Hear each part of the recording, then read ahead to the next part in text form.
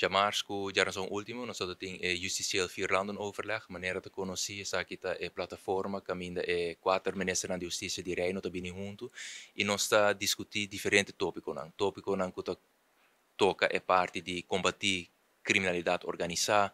Kustwacht, Ministério Público, Corte Comum, pero também plataforma que agora introduzir agora aqui para o que está jefe de imigração, para ter mais colaboração, prevenção para o que está criminalidade para os jovens. E meu serviço me toca back vez mais riba reunião ng hopi fructífero, kami na colaboração concreta worden assim também.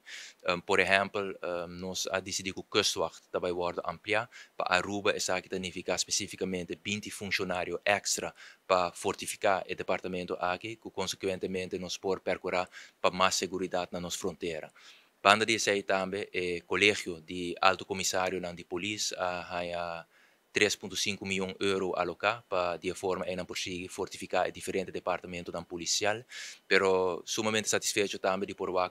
proposição de parte de Aruba para introduzir uma plataforma regional caminho e jefe de imigração também terá mais de cerca junto, também agora aprovar e nós vai iniciar a parte aqui. Isso aqui não toca a parte operacional só, mas também toca também a parte para expertise sigue worden uitgebouwd maneira nanda bisa. E por último, me quer uma decisão sumamente importante também, para o que se trata é parte de cuido forensico,